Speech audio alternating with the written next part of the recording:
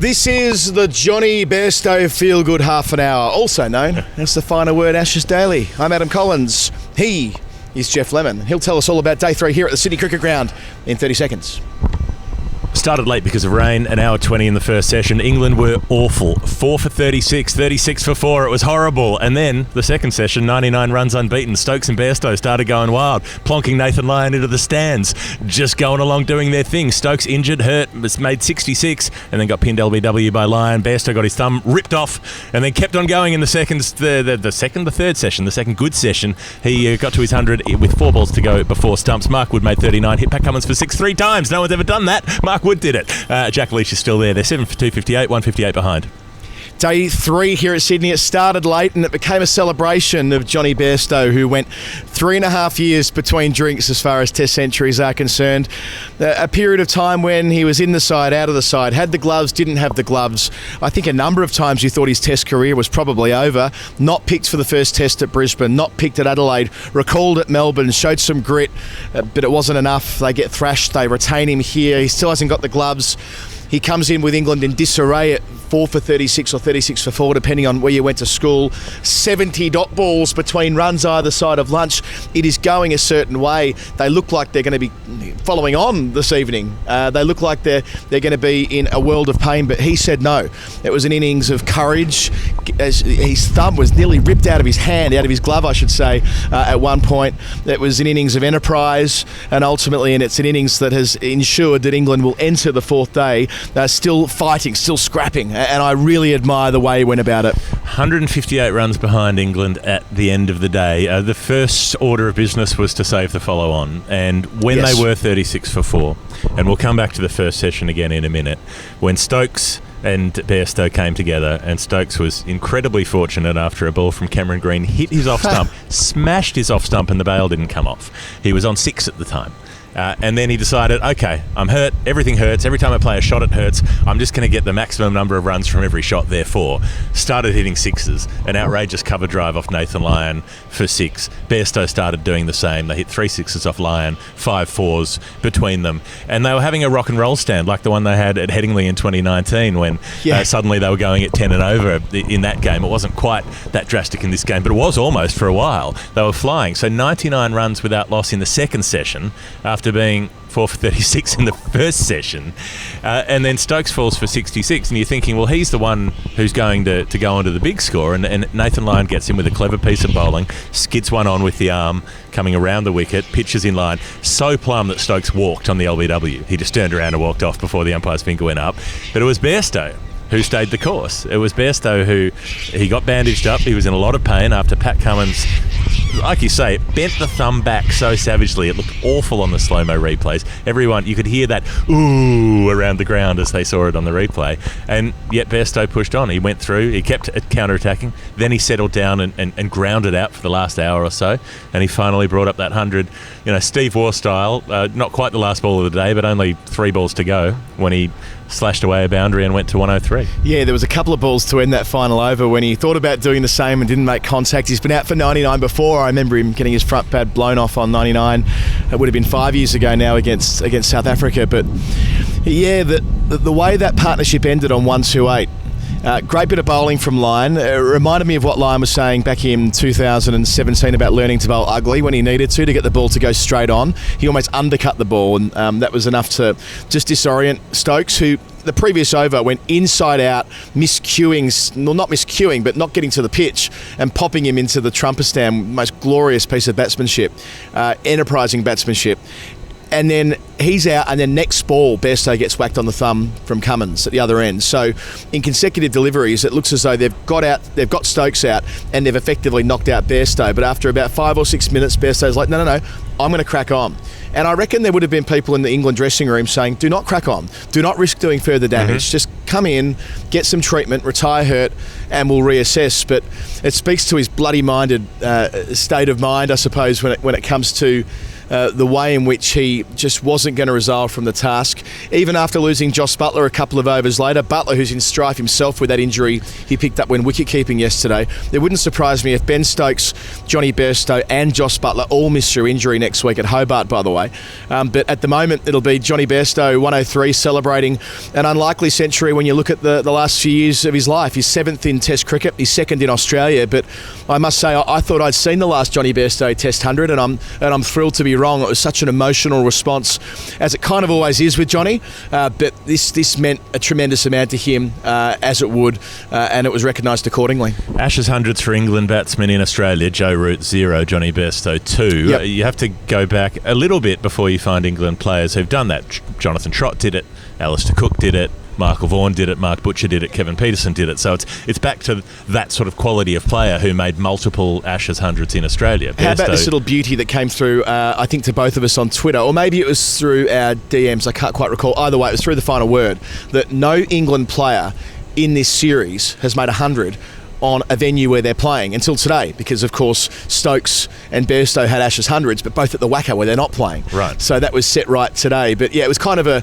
reminder just how outmatched they are when it comes to bulk runs. Milan has one at the Wacker too. At the Wacker too. Sorry, right you are. Three England players with Test hundreds there, but nowhere else around the country until Bairstow saluted on the cusp of stumps. It felt fun today. I mean, it felt like it wasn't necessarily a contest because Australia was so far ahead, but it felt like finally this was England saying, you know what, bugger it. Like, let's do something. Let's have a go. Let's get stuck into them. And so there was that momentum. You talked about Johnny Bairstow having the gloves, not having the gloves. I reckon Josh Butler's going to not have the gloves after this Test match, injury or not. Walked out, hit it straight to short cover again. How many times has he done that in Test match cricket? So many times. As soon as he comes in, Australia put a short cover in, and he has hit it there and got out to it so many times. Out for naught. When it was perfectly set up, I thought, that Stokes and Bairstow, they were attacking, they had this momentum, they were throwing caution to the wind. You thought, if there's a time that Josh Butler can come in and be Josh Butler, it's now, when he doesn't have to defend. But he came in, played a few defensive shots, poked it around, and then straight to that short cover. It's painful to see, but I reckon he's done for England in Test cricket. He probably is, unless he has a decent time away from the game. He's not an old man. I mean, Butler is like relatively young. We think of him as being like 37, but I think he's 31. There's no reason he can't come back after a time, and it doesn't need to be for now. He shut. Seems but cooked. Right now, that's the point I'm going to make. He's a 3-format player. He's a franchise cricketer as well. A lot of white ball responsibilities for his country and myriad other teams that he represents. I think just time to Josh just to spool back a little bit and take stock, because he looks an exhausted man. You got to feel for him. It's not as though he wants to bat poorly. He doesn't want to make low scores. No one goes out there hoping to fail. It just feels as though there's a hurdle there for him at the moment. He used all his petrol tickets at Adelaide, and he's been spent ever since. So, and in a way, the batting that you're talking about, though, you see Mark Wood boshing 39 from 41 balls. That first 6 off Pat Cummins, which Cummins was hosing herself laughing.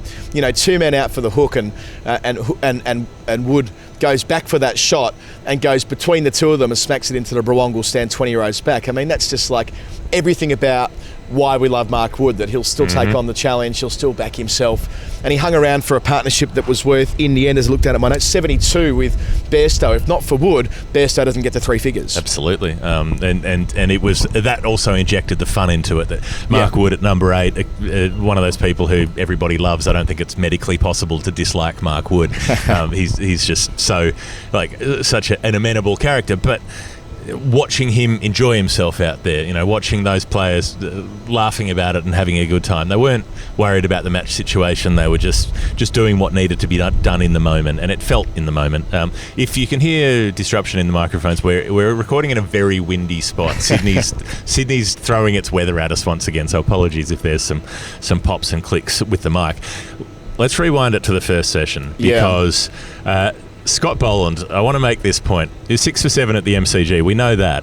Then he comes on here, bowls 4 overs, doesn't concede a run, and picks up 2 more wickets. A perfect one to get Zach Crawley. Perfect seam up position, hits the seam, jags in, and hits the very top of off stump. Chef's kiss. And then he bowls a really tight over to Joe Root. First ball of the next over, slips one a bit wider, and Root plays at it. Yeah. And he edges it into the cordon. Smith takes a great catch above his head. But Boland, at that point, he's got 8 wickets in his last 8 overs at a cost of 7 runs at that point in Test cricket. So that idea that he had this dream run in Melbourne that would never replicate, well, it replicated. It just continued at Sydney. Yeah, I think at one stage he had 9 for 17, if you go back to when he took his wicket in the first innings at Melbourne, which drew him level with Ollie Robinson for wickets in the series from 121 balls, and Robinson's bowled like 1,021 balls, maybe even more than that through the series so far. He's England's leading wicket taker. Yeah, and what I love about Scott Boland is that, well, a few things I love about him. One is that he has a method, and that's to do with the length that he bowls, thus that ball to Crawley. He's not trying to induce the drive necessarily, but he's just got a way of always seemingly have balls that are hitting the bails. So that, that's a reminder that you don't need to be express pace. We go back 5 years or so in the Darren Lehmann regime.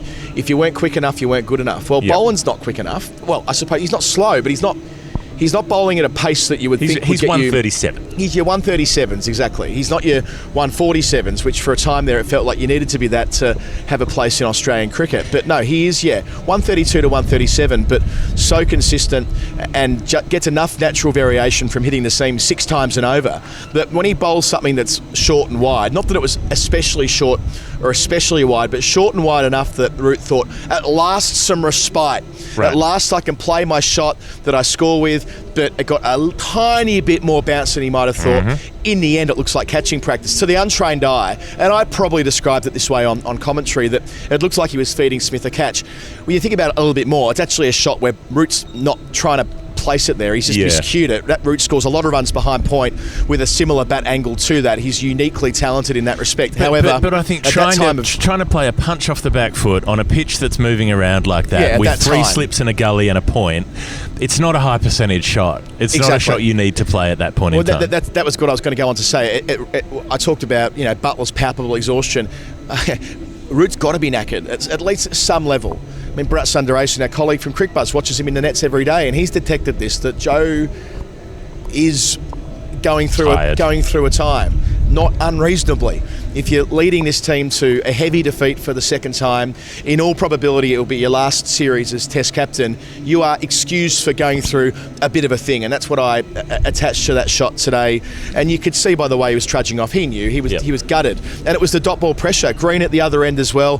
That trap to Milan, I mean, I think that might have been my favourite moment of the day. He hits Milan twice on the glove, around the wicket angle. It prompts the change in field. The leg gully goes in. Khawaja sets in. I wouldn't even call it leg gully. I'd call it like third leg slip or something like that if you were drawing. They brought one in the previous over as well for Cummins, I think it was bowling at the time. Cummins or Stark. That's right, so it was Cummins. It had been in for about 8 balls. Boland. It hit the gloves a couple of times, popped the leg slip in, and the very next over it's there for Green and the catching practice. That's right. So they bring it in for the start of Green's over at the other end, different batsman. Hits him twice on the glove, and then Milan on the stroke of what would have been lunch, tries to hurry up with one, feeds Khawaja, and it's like, there are many ways to skin a cat. Like, that's not maybe the most graceful, elegant dismissal of all time, caught down the leg side, but it was clear that they thought this through, they had a plan, it came off, and they were ecstatic. And that particular point, Green had 1 for none from 3.5, Boland had 2 for none from 4. That dot ball stretched to 70 all up by the time they scored a run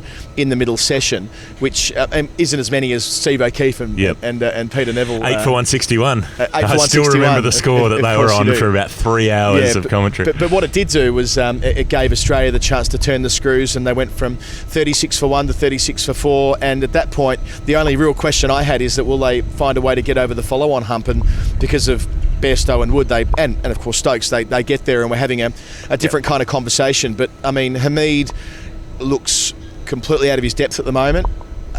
Crawley got a beauty. To that point, I was quite impressed by the way that Crawley was hanging in there. He was dropped. He'd been let off twice. He'd been dropped to short leg, and he'd been reprieved by the no ball. I don't know whether he got that inside edge. I was looking for a hot spot, couldn't see one, but still, he was probably dropped at short leg, and yes, he had the reprieve, but he was hanging in there. He was playing with a nice straight blade down the ground, batting like a guy who was going to ride his luck, and maybe it could turn into something until Boland hits his off bail, and that's kind of that. Hamid is way off the pace. He probably can't play at Hobart next week. We've already talked about Root and Milan, and they're reeling yet again. And this top order, I mean, you look at their opening partnerships. Their highest opening stand in this series remains 23 from the second innings at Brisbane. Wow. Say no more.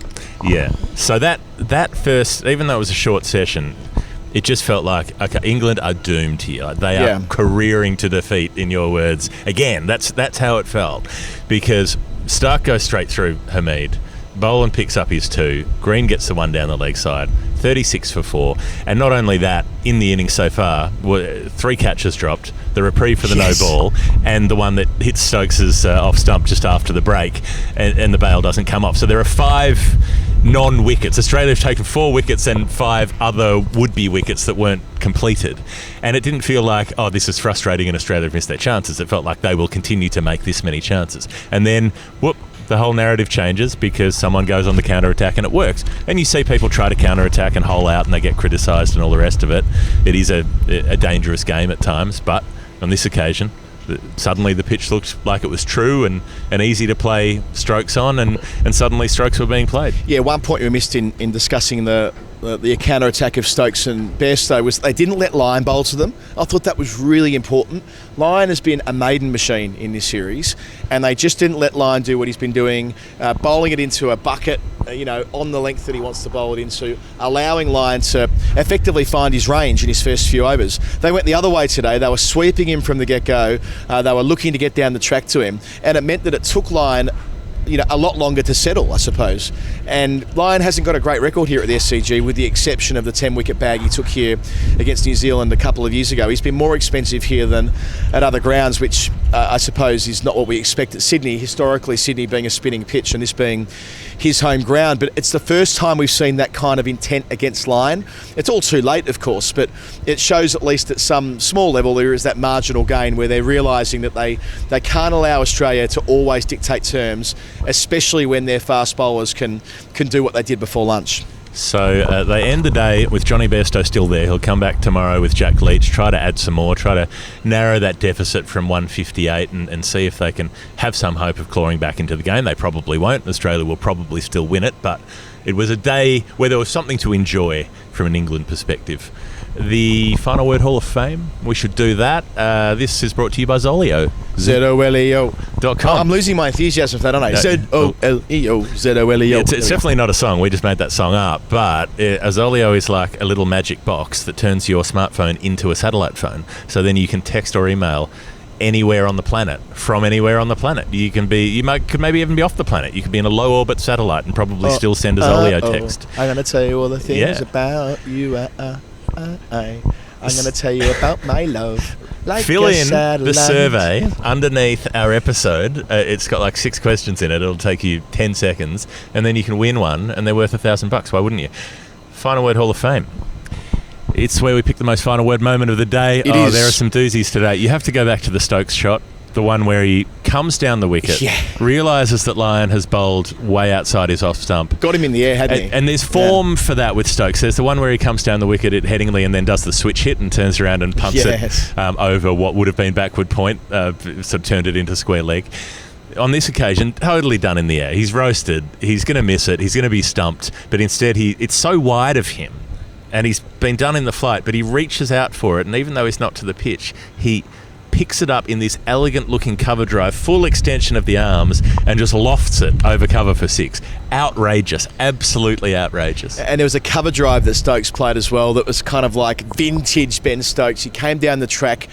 He didn't flat bat it, but he turned the ball from a good length into nearly a half volley. That little shimmy that he does when he's at the peak of his powers. And it's a bit of a reminder that when he's going, and maybe it took the injury to free him to play that way, but when he's going, he's still one of the best in the world to watch. So certainly echo your sentiment there. The ball that hit the stump, let's just go back to that for a moment. That was given out leg before wicket.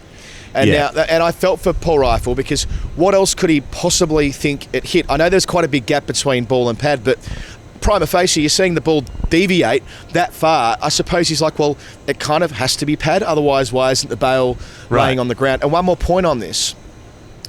Chris Rogers made this observation on our call. In England, I didn't know this, in England, they water the stump holes each night.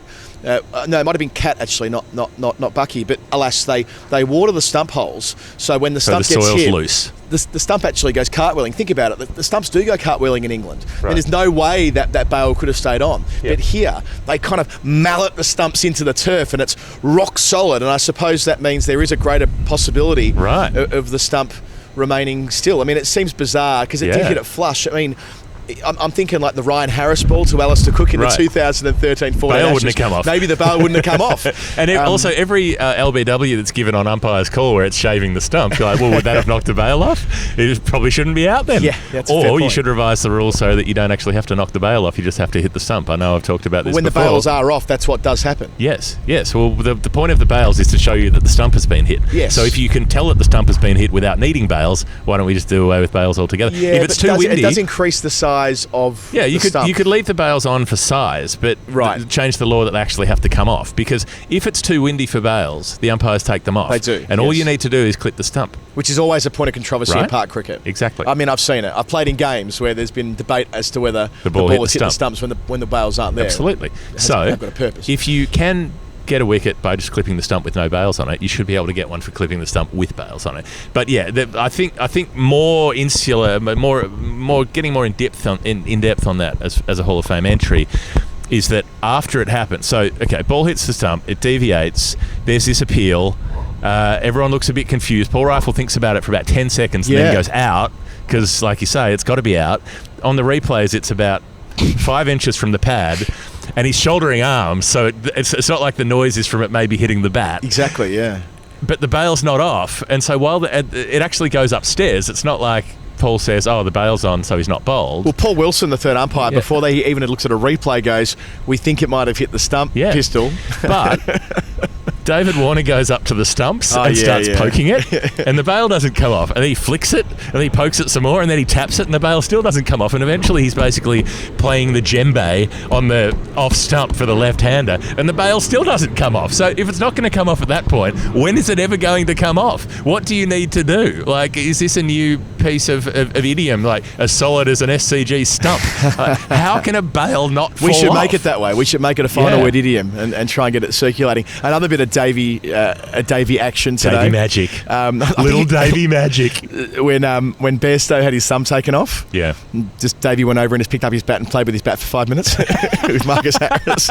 Of course, they're great mates from Sunrisers, aren't they? So they opened the batting together. But yeah, his first thought was, "Oh, bat's on the ground. Yeah, I can pick that up. Time to shadow bat. You little beauty. Let's check it out." I would also throw in Johnny Bairstow when he was batting. When Scott Boland hit the deck, he lost his footing, landed really heavily, had to go off and get a scan and so on.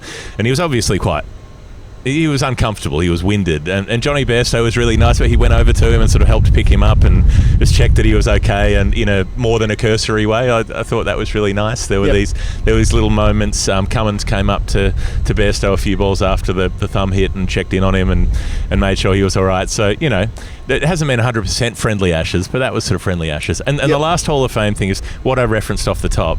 37 tests now for Pat Cummins, whatever it is. Yes, bang. Nobody's hit him for 3 sixes before. Nobody. What about 2 in a row? No player. Mark Wood. 2 in a row, sure, but nobody in an innings has ever hit him for 3 sixes. A couple of players have hit him for 2. Stokes at Headingley hit him for 2, and there might be another in there somewhere. But Mark Wood, the first player to ever hit him for 3 sixes in a test innings. Oof. Love it. And I don't think he was smiling by the third one, but no. I think you're right. This series has been played in pretty good spirits at this stage because, of course, the result is more or less a foregone conclusion. But you know what? This test isn't a foregone conclusion.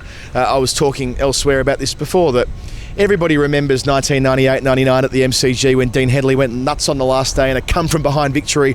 It's a great Ashes moment. I'm not saying England at 158 behind are going to put themselves in that situation, but 2 days to go. If the rain stays away tomorrow and we can get a fantastic final day finish here at the SCG, it'll all be worth it. Let's hope for that.